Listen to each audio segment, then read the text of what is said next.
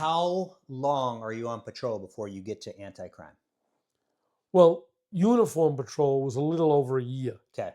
Then I went into anti-crime for almost 4 years. And anti-crime. Is that was in the 4-1 precinct Yeah, yeah, also. yeah. But you're anti-crime. You're in plain You're on clothes. patrol, but you're not supposed to take radio calls. But are you in You know, uniform? you're in plain clothes. Okay. So before we start talking about anti-crime, when do you start doing the tattoos? Well, I first got my tattoo at 20 when my father died. Okay. He was totally against tattoos. He would have killed me if I got a tattoo. Okay. Once he died, I wanted a tattoo, and I knew I could handle my mother, but she wasn't too happy about it. Most parents don't like tattoos, and then being Jewish was really, they didn't like that. But I got a tattoo, and the tattoo thing, you get something you always wanted. You wanted a tattoo, so you get it. Yeah. Then you start off with, well, I got to balance it out, so you get a tattoo on the other side, and then you see something you really like, so you get that on your forearm, and then you get another tattoo to balance that. Next thing you know, you're covered. But it also helped me in my career because as I'm getting these tattoos through the years, I get into this anti-crime work. And anti-crime, you're supposed to blend into the neighborhood. We use certain cars that the department gave us, and everybody knew them. But we also use cars outside the department. We were authorized to use our own cars. We were authorized to take cars out of the pound that were impounded. We used to go to the Whitestone Pound, pick out a car, and use it for a week or 2 or a month. So that we didn't have the department unmarked cars. Because the people knew that cars, So we were authorized to use our own cars. And as the tattoos build up, you start to blend in because the thugs had tattoos and the people in the neighborhood had tattoos. And it just helped you. But it doesn't seem that it's a usual thing at that point. Now everybody has tattoos and everything Now, else. yes. But is it frowned upon when you're in the NYPD? Is it frowned upon? Do other people have tattoos? It just seems like an unusual thing to do back in the day. Yeah, it wasn't like frowned upon because like I said before, a lot of veterans were coming on the job and they had military tattoos. Okay. But they had a couple, and usually your sleeves covered them up. You had certain seasons you wore long sleeves and jackets. I think it would be more frowned upon. People didn't get tattoos on their head or their neck or their hands. I got some tattoos on my hand, but I did that much later because if I always wanted to cover it up, if I went to the bank for a loan or I was doing real estate for a while, I could cover my tattoos, go with long sleeves, but once you have them on your hands, that's it, you're exposed. Yeah. But I still never went to my neck or head. But my life ain't over, so I can't say that ain't gonna happen. I can literally say in my life, I don't know what's coming next. My life has taken a lot of turns. I've done a lot of things.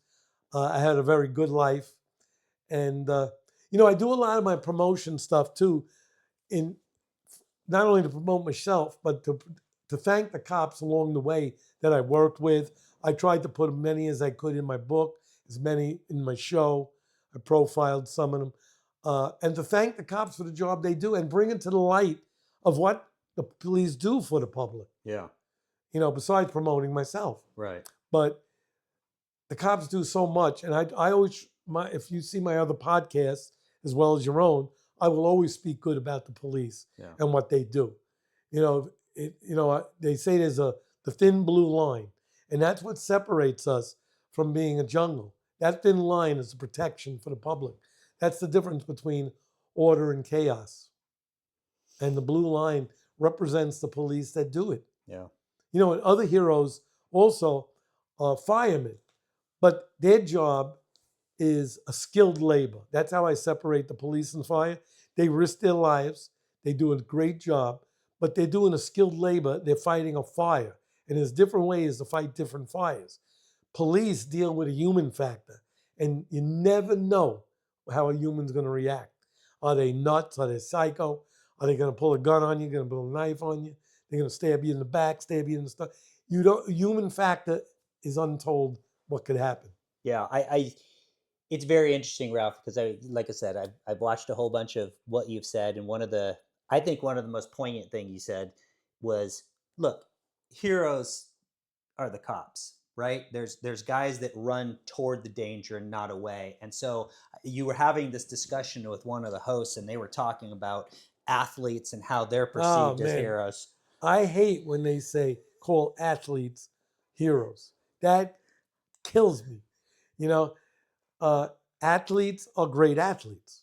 You know, that's what they are. Yeah. They're not heroes by any stretch of the imagination. And, you know, there was a time when, we'll say, take 9/11. That showed what heroes are. You saw all kinds of different police departments, firemen, EMS, first responders, even construction workers running towards the towers, and thousands, tens of thousands running the other way. If these people went in there, people loved the police and fire then. They were posting about police bringing them meals and then it faded away. Then they forgot. Yeah. But you know what? And all those cops suffered. It was way after my time. You know, I like I said, I retired in 1984. That was in 2021, 2001.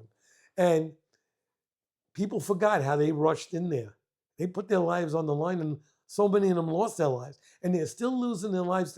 More people are dying in these years than happened that day with related cancers and stuff unheard of. And we don't know how much stuff went into their DNA that went into unborn children after that.